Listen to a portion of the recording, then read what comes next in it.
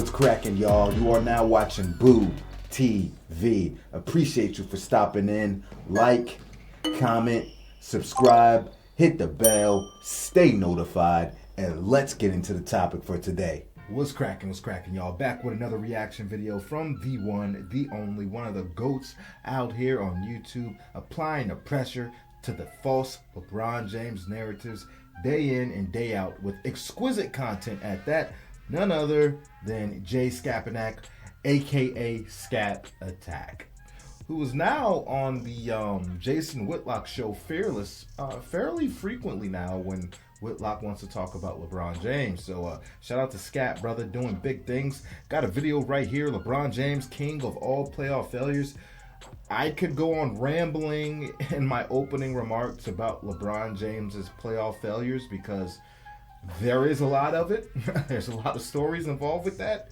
I can go year by year. It's all in my head. I got it all in my head.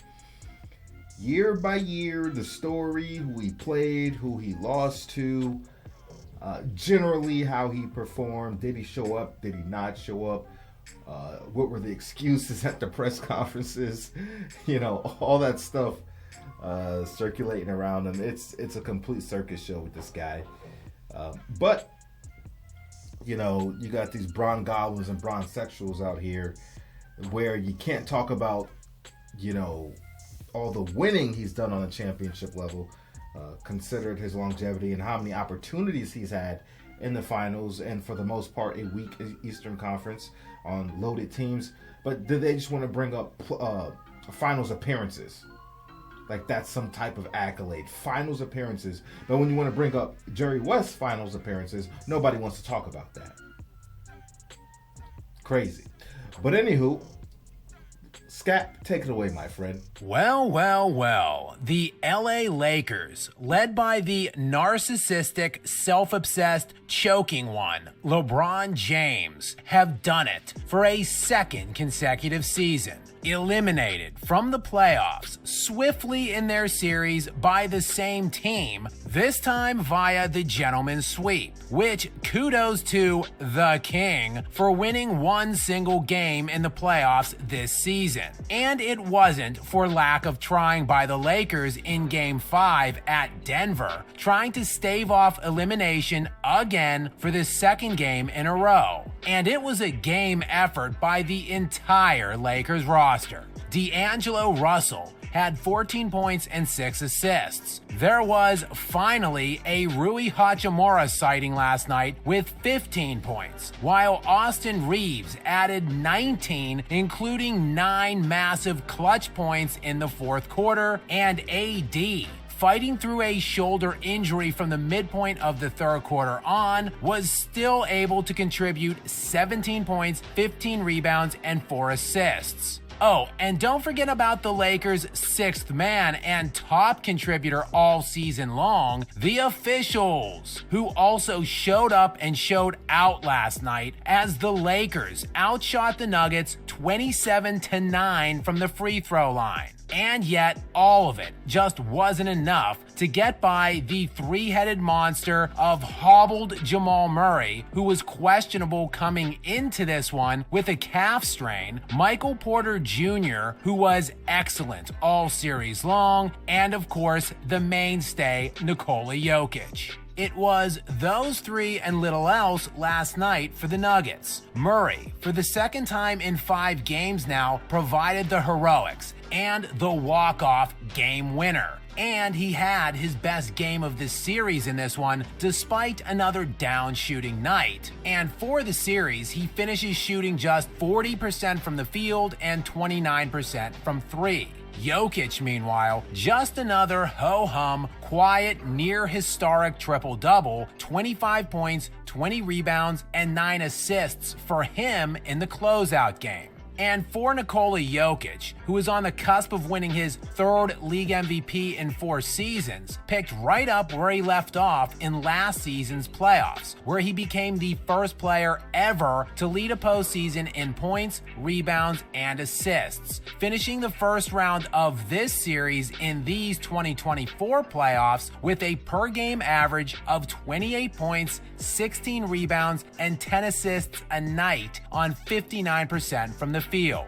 And this was, on the surface, a matchup the Lakers wanted as they went out and seized the moment against the Pelicans in the first round of the play-in tournament to lock this rematch in from last year's Western Conference Finals. Though many on the outside looking in were suggesting that the Lakers would be better off intentionally losing that game in order to dodge the Nuggets and instead take on the Thunder, who the Lakers did have a 3-1 record against in the regular season.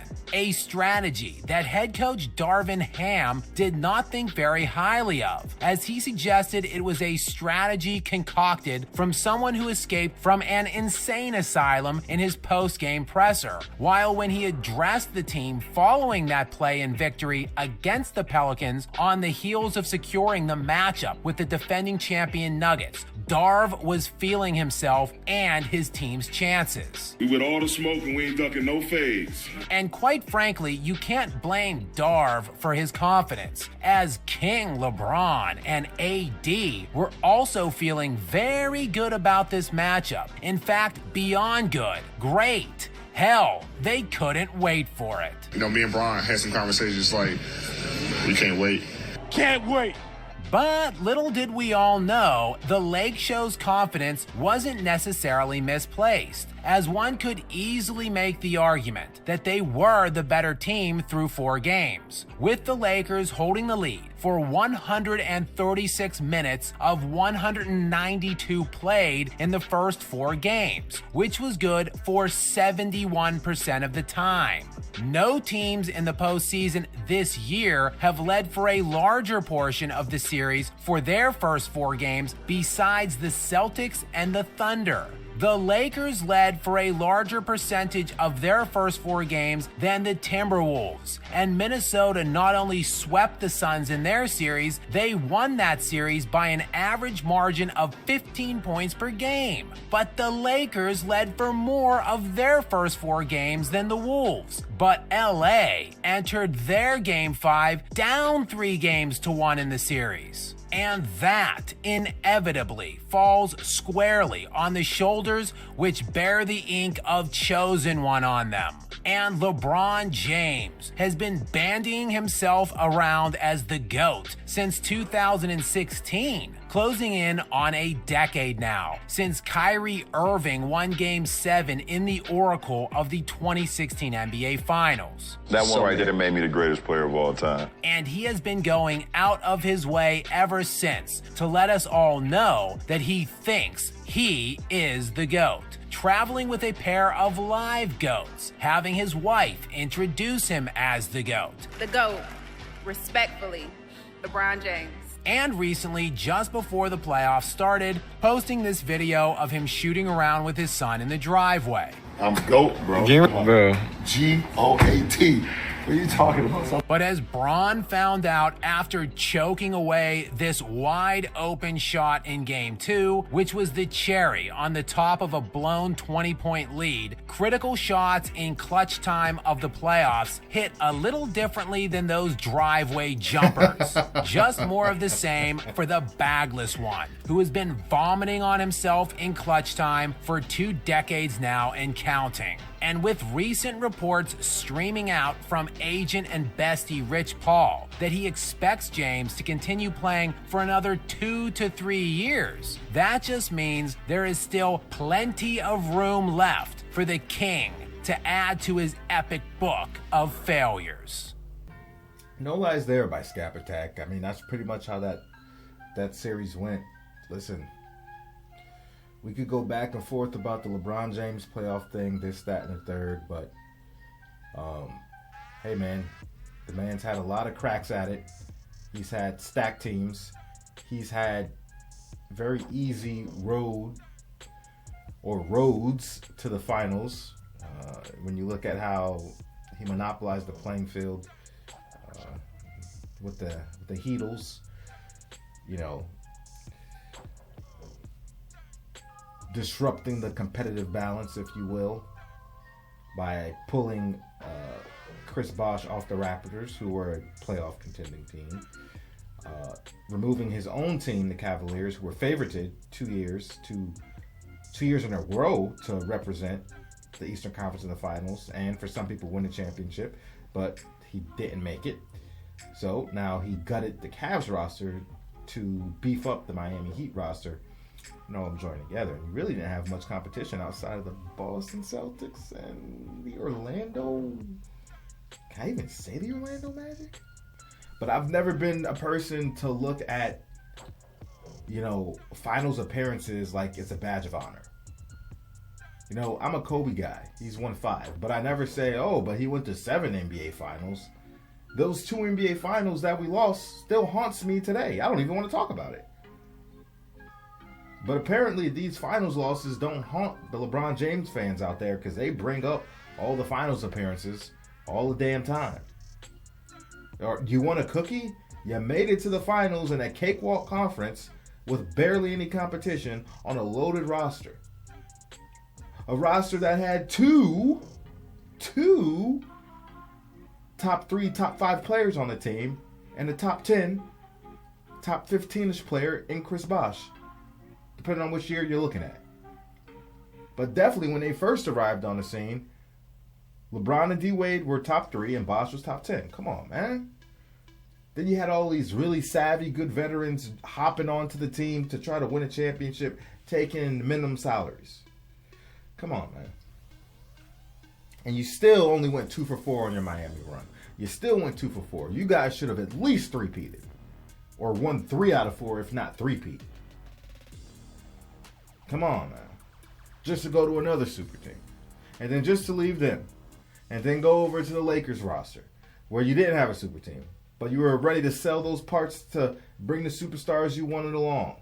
Got AD. Won in the bubble. No super team. But then won the super team. Went for Russell Westbrook. Of course, supposed to be the smartest guy in the NBA. Even Ray Charles could have seen that you and Russell Westbrook wasn't going to work. And then Russ got scapegoated. Man, it just don't stop. It just don't stop. You talk about a guy that's had everything he ever wanted. A guy that has, for the most part, on the majority of his teams, control over management. Getting the players he wanted. Shipping the players out that he didn't want. Manipulating people. Cruise control. Everything you wanted, you got for the most part. Shaping your own destiny. Player empowerment. Player movement. All that stuff. And you still couldn't reach the kind of success you were aiming for as far as winning NBA championships.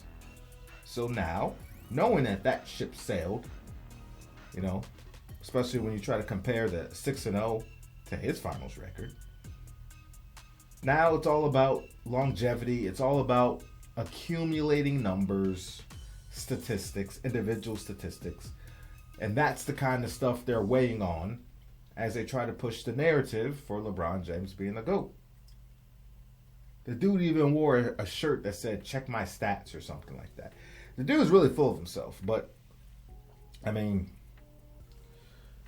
listen, you can't rewrite history as much as they try to revise it, but those of us that saw it, those of us that know it, those of us that witnessed it, we'll keep pushing back on the BS.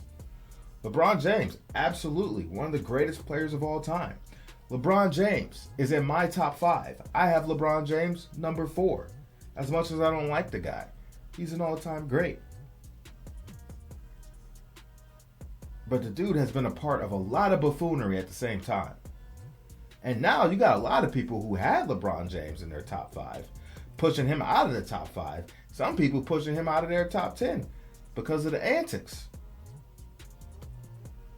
He rubs a lot of people the wrong way for various reasons, and common reasons. It is what it is. I could go on a long time about his playoff failures. You know, arguably the king of playoff failures.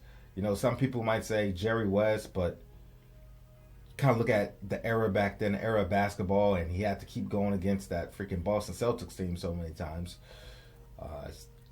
Find some understanding, but when LeBron James basically was that Boston Celtics team, you know, in his era, you know, how he pushed a new ideology in NBA with the joining up with friends and stacking the deck. He should be holding up rings like Bill Russell, but he wasn't. He isn't. That's all I gotta say about it, folks. I appreciate you for stepping in. Like, comment, subscribe, hit the bell, stay notified. Catch you on the next one. We out, baby.